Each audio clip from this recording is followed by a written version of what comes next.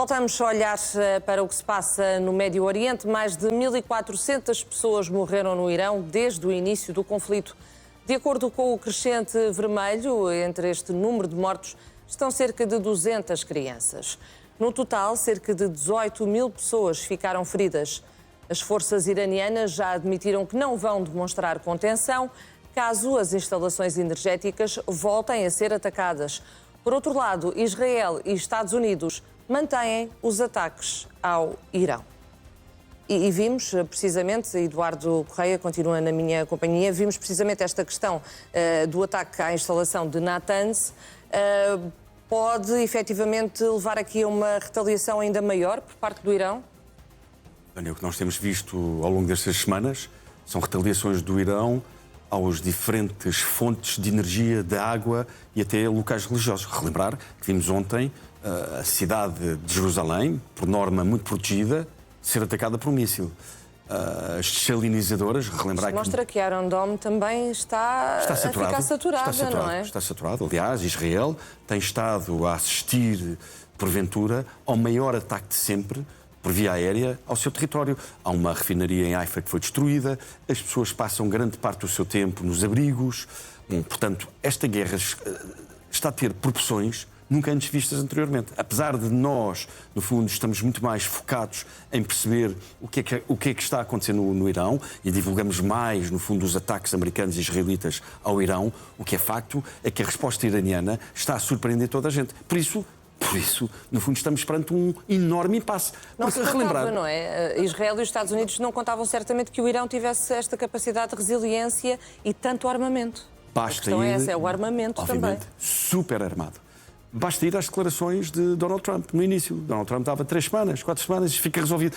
It's a walk in the park. Portanto, é uma coisa, nós vamos lá chegar, cortamos a cabeça da cobra, do regime, e com essa ação o povo sai à rua. Acontece que o povo não saiu à rua, com medo, evidentemente, não só com medo da própria repressão da polícia que matou entre 30 a 40 mil pessoas nas manifestações. Jovem de 19 anos, um atleta que foi enforcado. Portanto, estamos a falar de um regime altamente assassino sobre os opositores. O regime já veio avisar que tratará qualquer sinal de oposição como um inimigo, portanto, que isto significa pena de morte direta. O ataque à escola, que já aqui falámos hoje, veio introduzir, no fundo, uma enormíssima antipatia na opinião pública iraniana, mesmo aqueles que são contra o regime relativamente a estes ataques. E, no fundo, o resultado está a ser completamente contrário àquilo que era o objetivo inicial. Porquê? Porque os iranianos, uns de uma forma, outros de outra, estão cada vez mais preocupados com a soberania iraniana. E, portanto, aquela clivagem forte que havia entre a oposição, aquilo que eu chamo a República Persa, e o regime, aquilo que é a República Islâmica, e há uma clivagem muito forte, começa a diluir-se num bem comum, que é a proteção do próprio Irão. E, portanto, tudo isto... Ou seja, os Estados Unidos podem estar a conseguir, e Israel, o efeito oposto daquilo que queriam. Em vez de criar maiores divisões internas no Irão, acabam por unir.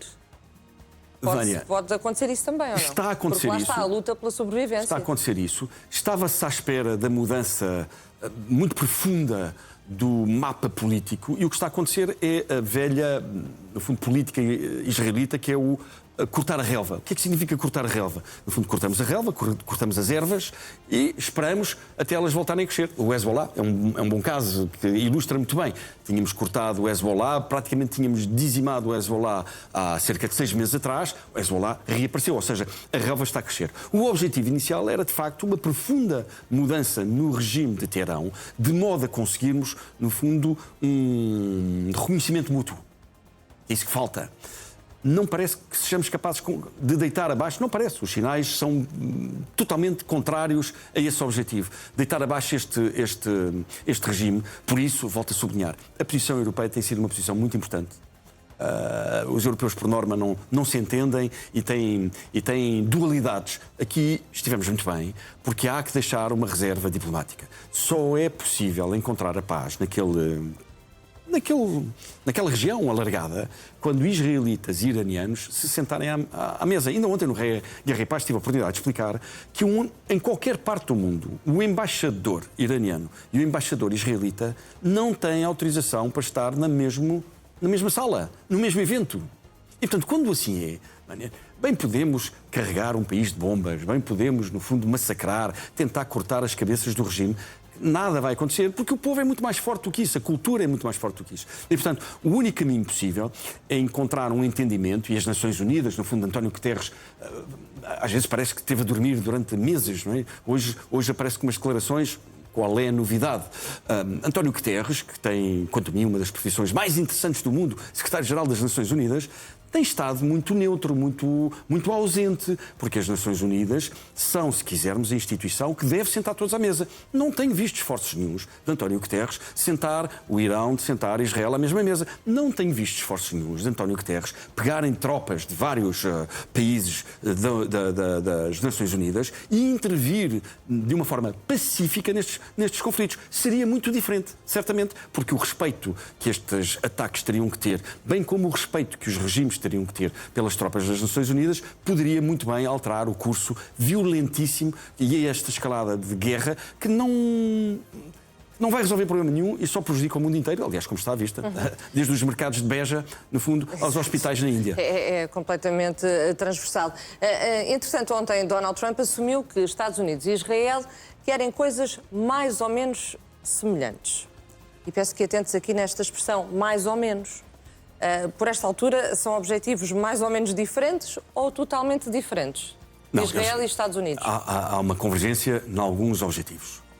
Isso são simples de enumerar. No fundo, Israel está particularmente interessado em eliminar a capacidade do Irão produzir armas de destruição maciça. E, portanto, quanto maior for o caos no Irão, melhor é para Israel.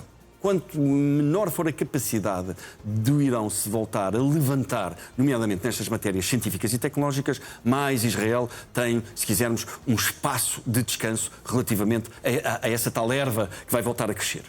Os Estados Unidos têm uma segunda, como apoiantes de Israel, evidentemente que este é também um objetivo para o qual os Estados Unidos estão a contribuir. Mas tem uma segunda dimensão, que é a dimensão da sua guerra com a China. E qual é a guerra que os Estados Unidos têm com a China? Uma guerra económica.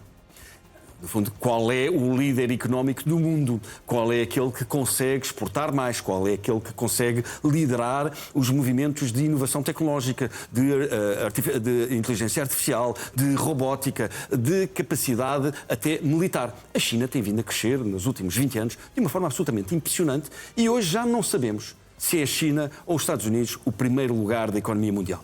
E, portanto, o que é que se passa? A China tem vindo a importar matéria-prima energética, tanto gás como petróleo. E relembrar, o Irão tem as segundas reservas de petróleo do mundo, as primeiras são na Venezuela, tem 3,5 vezes mais reservas de gás que os próprios Estados Unidos e, portanto, ao estrangular o Irão, Donald Trump está, de algum modo, também a prejudicar, indiretamente, a China. E, portanto, são dois objetivos que os americanos têm, isso é absolutamente evidente.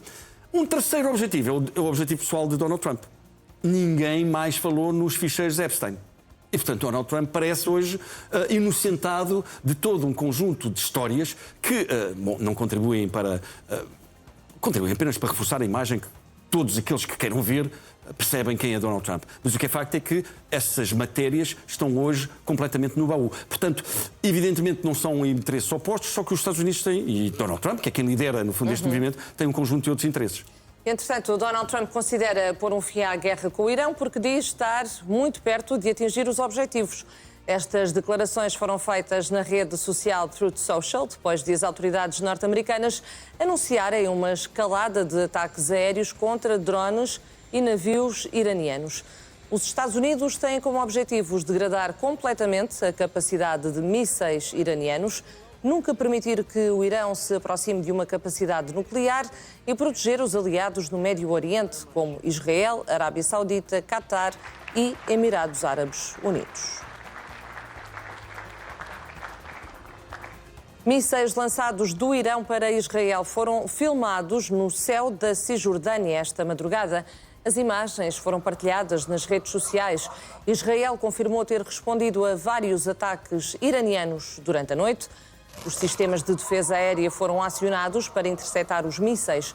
De acordo com as forças de defesa israelitas, foram enviados alertas à população, isto como medida preventiva. Cuba rejeita que a Embaixada dos Estados Unidos em Havana importe combustível para os seus geradores. Esta decisão foi tomada numa altura em que o Departamento de Estado norte-americano considera reduzir o número de funcionários da sua embaixada em Havana, precisamente devido à escassez de gasóleo. Cuba tem recursos escassos de combustível desde que os Estados Unidos suspenderam a entrada de petróleo no país. Donald Trump ameaça impor tarifas a qualquer país que forneça petróleo a Cuba.